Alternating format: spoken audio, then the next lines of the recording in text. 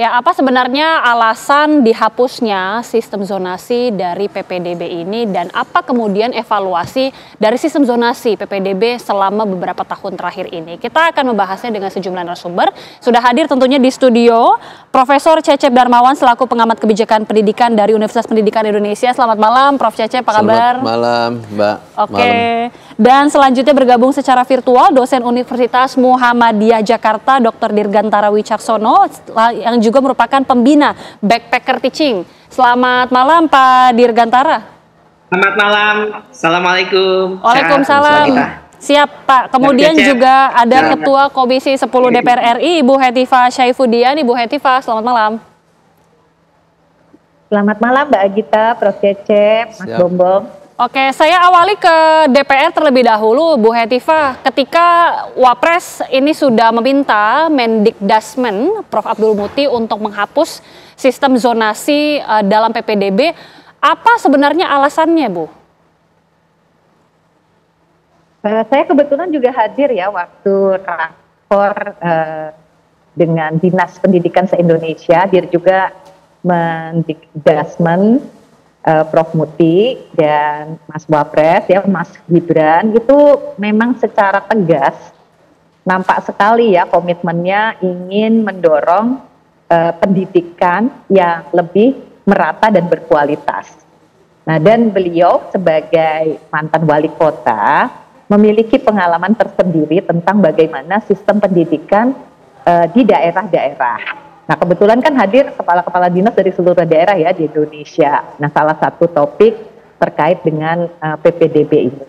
Kalau yang saya tangkap gitu ya, justru beliau ini sebagai Wapres itu sangat aspiratif gitu. Menangkap bahwa masih ada keluhan-keluhan, masih ada mungkin harapan yang belum terpenuhi di dalam implementasi sistem penerimaan siswa baru ini. Nah, karena disebut ini tadi ya sistem zonasi yang walaupun kalau kita pelajari kembali dari tahun 2017 sampai ke 2023 yang lalu, sebetulnya sistem zonasi yang namanya sama itu memang berbeda di dalam penerapannya ya, maksudnya berapa persen dari siswa yang betul-betul diterima karena kedekatan jarak, tapi juga ada persentase bagi mereka yang memang berbasis prestasi dan juga afirmasi termasuk bagi kaum disabilitas. Nah, jadi yang saya tangkap gitu ya, justru pemerintah ini serius gitu. Jadi saya senang ya dengan komitmen tegas beliau dan ini menjadi diskursus gitu. Saya juga senang bahwa media seperti TV One ini ingin mendiskusikan gitu apa keuntungan dan kerugian jika zonasi ya dihapus sepenuhnya. Nah, kita tentu tidak ingin juga kembali bahwa sekolah-sekolah itu didominasi oleh siswa atau sekolah-sekolah favorit itu didominasi oleh siswa-siswa dari keluarga mampu yang memiliki akses yang lebih, yang memiliki mungkin kemampuan untuk menghasilkan nilai dan skor yang tinggi gitu ya. Kita ingin sekolah-sekolah itu lebih merata dari sisi kualitasnya, tidak ada sekolah yang sangat favorit, ada sekolah yang non favorit gitu. Jadi saya kira kita sama ya niatnya.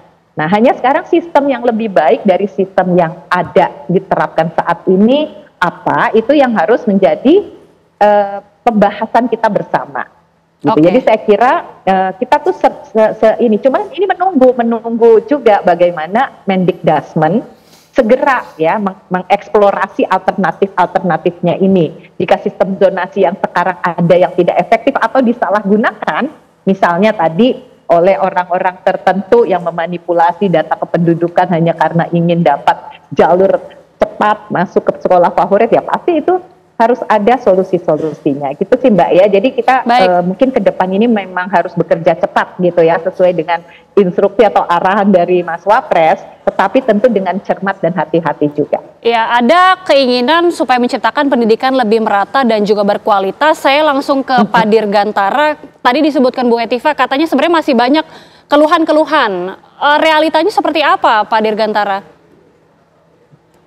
Baik, terima kasih.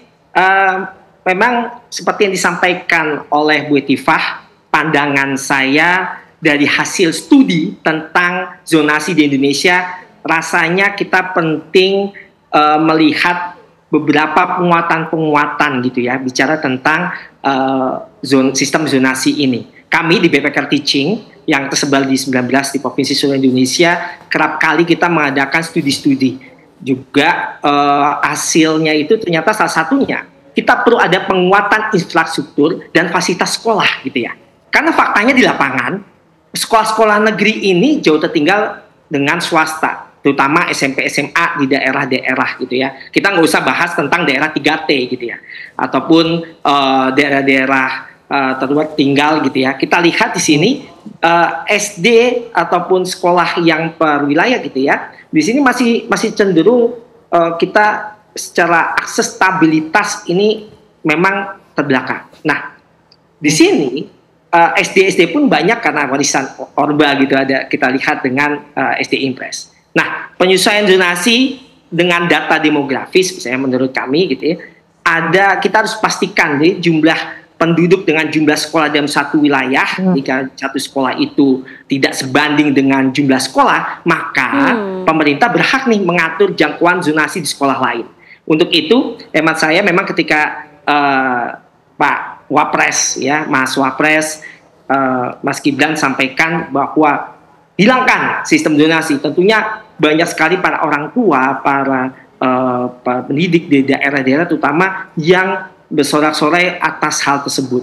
Padahal kalau bisa kita lihat juga ada beberapa macam kajian ya di OECD, kayak kita lihat zonasi ini kan telah dipakai dan memang di negara-negara yang berbasis OECD, bahkan di Eropa, sekarang di Amerika bagian utara ini mulai pakai zonasi. Tapi zonasi seperti apa sih gitu ya? Tadi seperti sudah disampaikan oleh Bunda Hetifah bahwa adanya beberapa tahun lalu zonasi yang sekarang dengan lalu itu sudah berbeda, yes. Dan di sini sebenarnya zonasi itu penting salah satunya untuk menuju kesetaraan akses pendidikan. Jadi ketika kita lihat lebih lanjut gitu ya, Mbak Gita serta Prof. Cecep, Bunda Hetifah, perlu adanya sebuah tinjauan khusus. Saya juga sampaikan juga ke Prof. Muti gitu ya, tentang misalnya adanya evaluasi, transparansi, serta monitoring berkala tentang kebijakan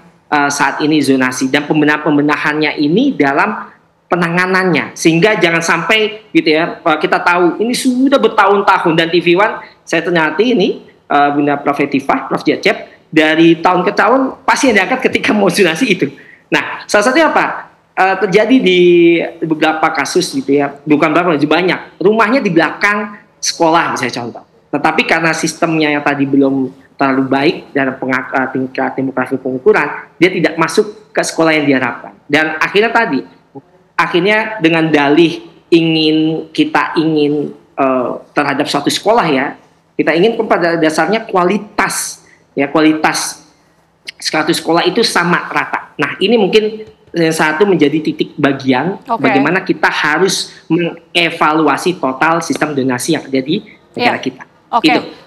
Prof. Cecep, tadi kalau ketika Pak Dirgantara mengatakan realitanya sebenarnya ada penyesuaian zonasi dengan data demografis yang masih belum sesuai. Bahkan ada juga memanipulasi melalui jalur-jalur cepat. Jadi evaluasi selama beberapa tahun terakhir, sistem zonasi ini lebih banyak menguntungkannya atau merugikannya sih, Prof?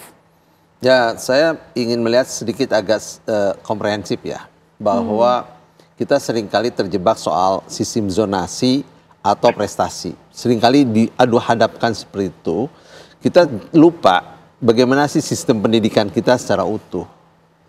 Betul tadi ya, saya kira Bung Dirgantara maupun Bu Hetifah, sebenarnya kan zonasi itu harus bersyarat.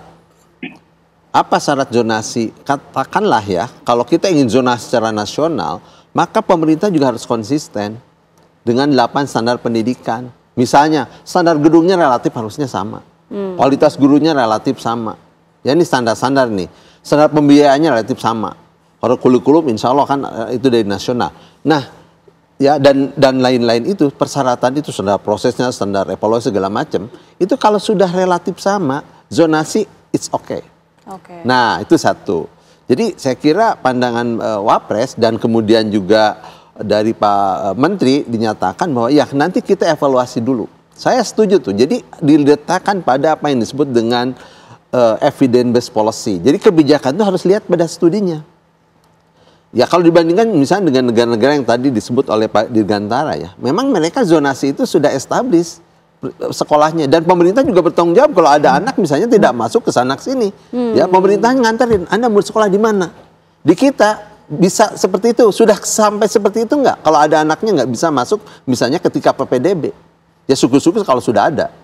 Yang kedua, jangan dilupakan ya bahwa yang disebut dengan 4 sistem yang tadi disebut oleh Bu Hetiva ya, sistem zonasi, prestasi, afirmasi, dan kepindahan orang tua, apapun bentuknya, manakala belum dikaitkan pada integritas, semua bisa diakali di kita itu. Jadi ini harusnya satu kesatuan, bahwa sistem apapun harus ada komitmen fakta integritas ya, kemudian kita juga menghormati, dan sering juga oknum-oknum nih, sistem apapun yang merusak kadang-kadang oknumnya, ya oknum. Bisa jalur belakang, ya dan macam-macam. Tadi sudah dikatakan ada realitanya seperti itu. Iya, dan hampir marak di hampir semua daerah. Makanya ya kalau ingin, tadi kita apresiasi pernyataan Wapres ini, tapi kemudian ini harus ditindaklanjuti dengan kebijakan. Ya, tadi evidence based policy. Yuk kita coba kaji seperti apa sih keuntungan dan kelemahan selama ini ya. PPDB dengan sistem zonasi. Dan yang penting lagi yang sering dilupakan, zonasi itu sebetulnya ya sistem PPDB-nya, PPDB itu kewenangan pusat atau kewenangan daerah. Kalau kita komitmen pada otonomi pendidikan, maka sesungguhnya PPDB SD, SMP, SMA dan sederajat itu mestinya itu domainnya pemerintah daerah karena dia otonomi pendidikan. Ya, nah sayangnya pemerintah pusat ya menurut saya sekarang harusnya mendeklar diri bahwa ya lewat NSPK-nya itu hanya mengatur yang sifatnya umum, general. Jadi serahkan aja ke daerah. Kalau mau zonasi, prestasi, kemudian berapa persen zonasinya, prestasinya, afirmasi segala macam, sesuaikan dengan daerah masing-masing. Karena sekarang pendidikan belum merata dari sisi kualitas. Oke, itu menjadi pertanyaan menarik, dan nanti usai jeda juga Prof, kita akan hadirkan data bagaimana sebenarnya kelebihan dan juga kekurangan dari sistem zonasi dalam PPDB sendiri, dan bagaimana kemudian dampaknya jika betul-betul sistem zonasi ini dihapuskan. Sesaat lagi pemirsa, kami kembali. Para botil, kada pilihan kalian pasti ada. Ayo, dipilih. Saya pilih itu aja mas, fungsinya jelas. Kalau yakin, dipilih aja Mas. Hello, kayaknya Cogan pilih yang unik dan kekinian. Aku sih pilih yang bibit, bebet, bobot yang jelas. Apapun pilihanmu, semua untuk kemajuan daerahmu. Suaramu menentukan daerahmu. Keluar ke TPR, pilih pemimpin daerah terbaikmu.